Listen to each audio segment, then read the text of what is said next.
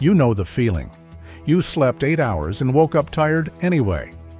Coffee stopped working somewhere around 45.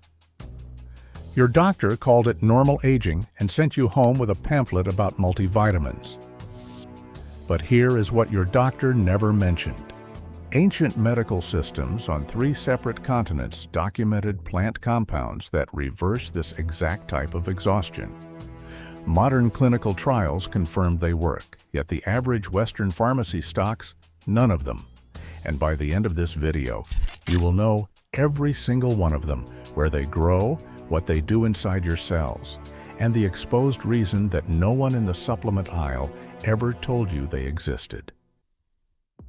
The energy supplement industry generates over $33 billion a year. Most of that revenue comes from synthetic caffeine, processed B vitamins, and sugar disguised as vitality. Walk into any drugstore in America or Europe, and you will find an entire aisle dedicated to energy. Powders, pills, drinks, gummies, all manufactured, all patented, all requiring repeat purchases every single month. This is the business model. The customer must keep coming back. The product must never fully solve the problem, because a solved problem is a lost customer. Now consider what would happen if consumers discovered that 10 plants exposed growing in backyard gardens and mountain fields and subtropical ditches could restore the specific biological mechanisms that drain energy after 40. Plants that self-seed, plants that grow in poor soil, plants that ancient physicians documented thousands of years before the first energy drink rolled off an assembly line. The supplement industry would not celebrate this discovery. The supplement industry would lose billions. This is not speculation.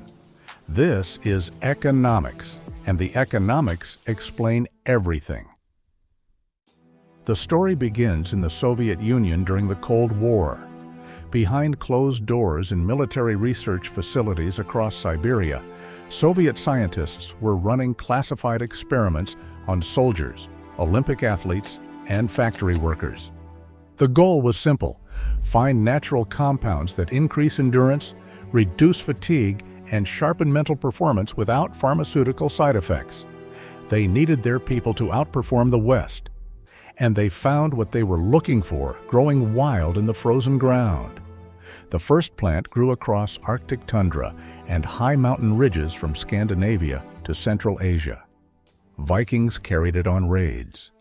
Sherpa communities in the Himalayas brewed it into tea before high-altitude climbs. Soviet researchers tested it on military physicians working overnight shifts. The results showed significant improvement in mental clarity and physical stamina under extreme stress. They tested it on students during exam periods. Performance improved. They tested it on soldiers during extended field exercises. Fatigue dropped measurably. The plant was Rhodiola rosea, and the Soviet government classified the research. Western scientists did not gain access to those findings until the 1990s, after the Soviet Union collapsed.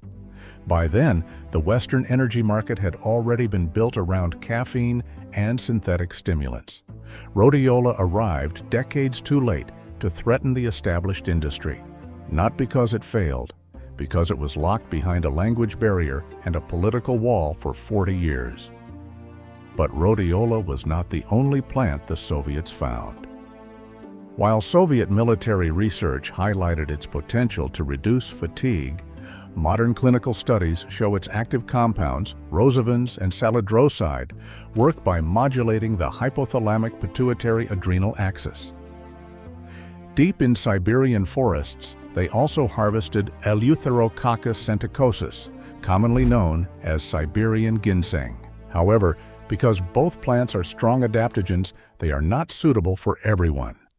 People with bipolar disorder or those taking prescription stimulants or antidepressants should avoid rhodiola due to its mild stimulatory properties and potential to trigger manic episodes. Olympic athletes used it during training cycles. Factory workers in Novosibirsk received it to maintain productivity during extended shifts. Over 2,000 test subjects, exposed, documented results showing measurable improvements in endurance and stress tolerance. And again, the research stayed classified for decades. The Soviet scientists needed a word to describe what these plants did. They were not stimulants. They did not push the body harder. Instead, they helped the body adapt to stress and recover faster. So a Soviet pharmacologist named Nikolai Lazarev coined a new term, adaptogen, a substance that increases the body's resistance to stress without causing additional strain. That word now appears on supplement bottles everywhere, but the plants it was invented to describe remain largely unknown to the people buying those bottles. 3,000 years before Soviet researchers ran their classified trials, physicians in India documented something remarkably similar. The Karaka Samhita, one of the foundational texts of Ayurvedic medicine, described a root called ashwagandha. The name translates roughly to the smell of a horse, not because of the aroma, because the root was said to give you the strength and stamina of one. Indian physicians prescribed it for exhaustion caused by prolonged stress, for weakness after illness, for the slow erosion of vitality that accompanies aging. Modern clinical trials measured what those ancient physicians observed. Subjects taking ashwagandha extract for 60 days showed significant reductions in cortisol, the stress hormone that silently dismantles energy production when it stays elevated for months or years. Chronic stress does not just make you feel tired. It physically interferes with how your mitochondria produce energy at the cellular level. Ashwagandha does not give you energy the way caffeine does. It removes the biological brake that has been stealing your energy for years.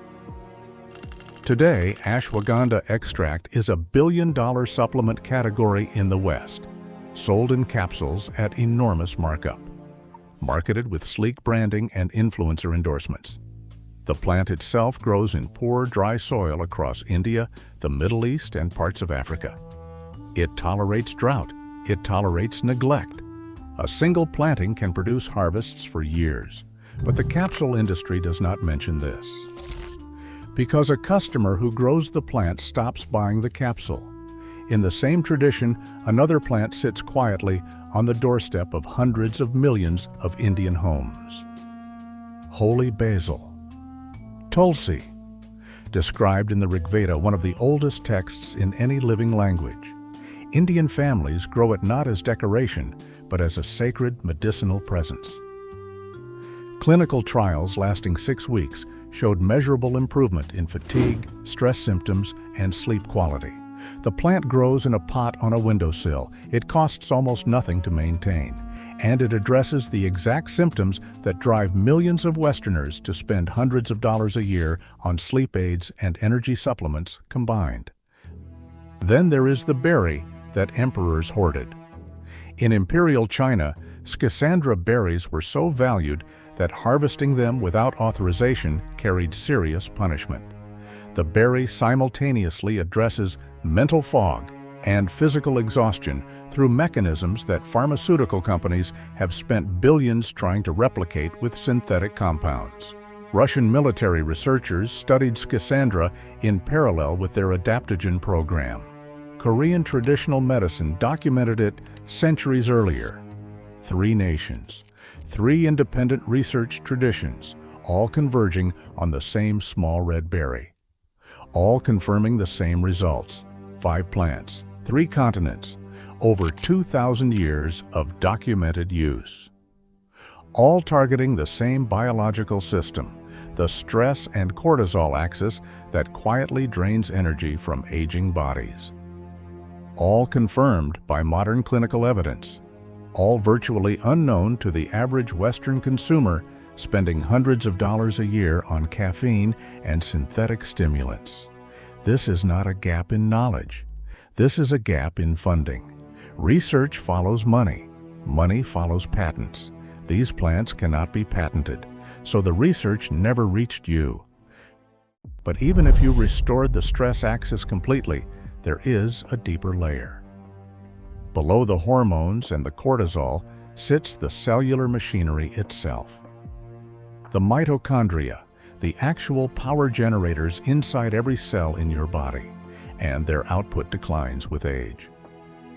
3 plants from 3 separate traditions target this machinery directly. The first was discovered by yak herders in the highlands of Tibet. Sometime in the 15th century, herders noticed that their animals became dramatically more energetic after grazing at certain altitudes. The animals were eating a fungus that grew on caterpillar larvae in the mountain soil. The herders tried it themselves. Energy improved. Altitude sickness diminished. Word spread across Tibetan and Chinese medical communities. The fungus was cordyceps. And for centuries, wild cordyceps sold for more per gram than gold on Chinese markets. The mechanism is now understood. Cordyceps enhances how cells produce ATP, the molecular fuel that powers every biological process in your body. It also improves how efficiently cells use oxygen. For aging adults, this translates directly to reduced fatigue, better endurance, and faster recovery. Cultivated cordyceps can now be grown indoors on simple grain substrates. The wild harvested market, worth billions annually, has no incentive to tell you this. A customer who grows cordyceps on a shelf in their basement does not buy wild cordyceps at luxury prices. The second plant in this layer appears in the Shenong Ben Xiao Jing, the oldest surviving pharmacopoeia in human history. Written in China roughly 2,000 years ago, this text documented hundreds of medicinal plants. Among them was Panax ginseng. The Korean government has invested enormous resources into ginseng research over the past century. Clinical trials on patients with chronic fatigue showed significant improvement after just 4 weeks of use. The root supports mitochondrial function through pathways that complement but differ from cordyceps. Korean, Chinese, and Vietnamese families have consumed ginseng in teas, soups, and traditional preparations for generations. Walk into any traditional medicine shop in Seoul or Hanoi, and you will see ginseng roots displayed prominently. 500 million people across East Asia consider it a staple of health maintenance. Western consumers pay premium prices for capsules containing isolated fractions of what a simple tea made from whole root provides. The third plant in this cluster carries a legend. In Sri Lanka, people say that elephants have long memories because they eat gotu kola. The claim is folk wisdom, but the observation behind it points to something real. Gotu kola improves blood circulation to the brain. The brain consumes roughly 20% of the body's total energy. When circulation to the brain declines with age, mental fatigue arrives first. The foggy thinking, the afternoon crashes, the inability to concentrate that people blame on getting older. Gotu kola addresses the energy problem from the vascular side, improving flow to the organ that demands the most power. It grows as a ground cover across tropical and subtropical climates. Ayurvedic, Thai, and Chinese traditions have all documented it as a longevity herb for centuries. It is not rare. It is not expensive. It simply never entered Western consciousness because no company could build a profitable supply chain around a plant that spreads like ground cover in warm climates. Now here is where the story turns personal. Even if you restored the stress axis and rebuilt the cellular engines, there is one silent deficiency that drains energy from underneath everything else. And the plant that fixes it has been growing in your yard since before you were born. High in the Peruvian Andes, above 4,000 meters where the air is thin and almost nothing survives, one root has grown for over 2,000 years. Incan warriors consumed maca before battle. The root addresses the hormonal shifts that directly affect energy levels as the body ages.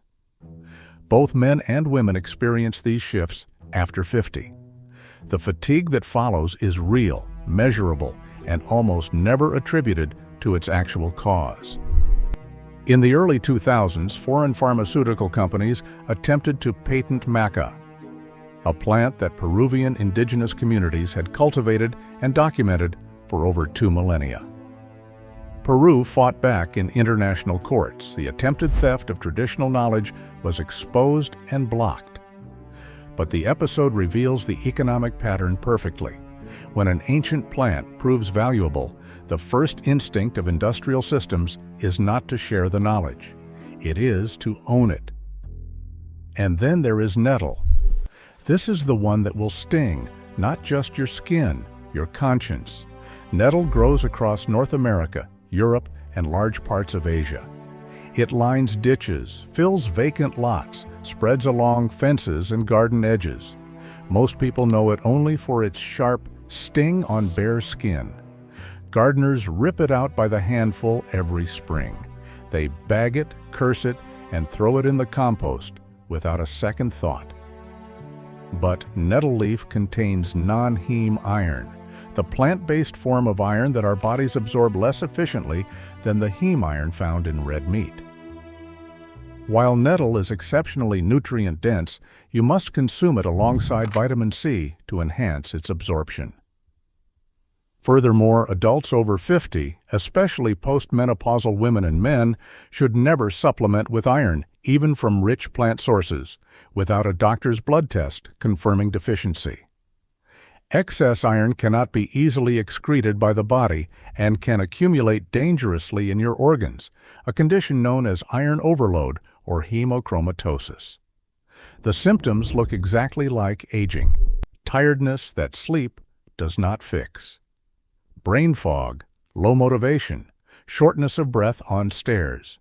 Doctors test for it sometimes, often they do not, and the patient goes home believing they are simply getting old.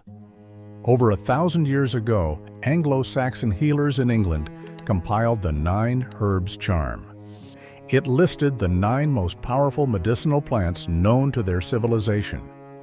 Nettle was among them.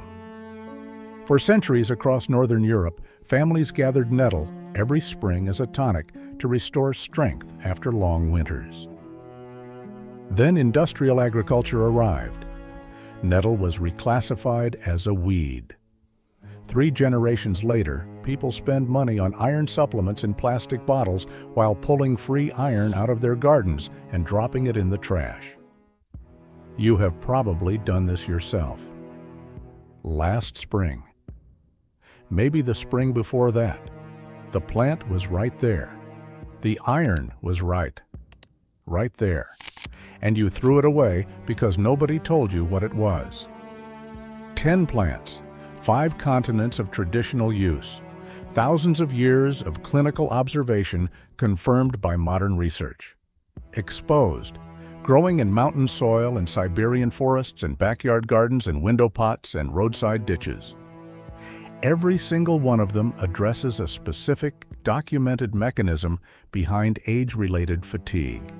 Not with stimulants, not with synthetic compounds, with molecular tools that ancient physicians identified long before the supplement industry existed. The reason you never heard of most of them is not conspiracy. It is structure. What cannot be patented cannot be profitably marketed. What grows in a backyard cannot generate repeat sales. What self-seeds or spreads as a ground cover cannot be controlled by a supply chain. The energy supplement industry did not hide these plants. It simply had no reason to mention them. And in a system where visibility follows profit, silence is the most effective form of suppression. The knowledge was never lost. It was always there. In Sanskrit texts and Soviet military files and Tibetan mountain villages and the weed patch behind your garden shed. The only thing that was missing was someone willing to tell you it existed. Now you know.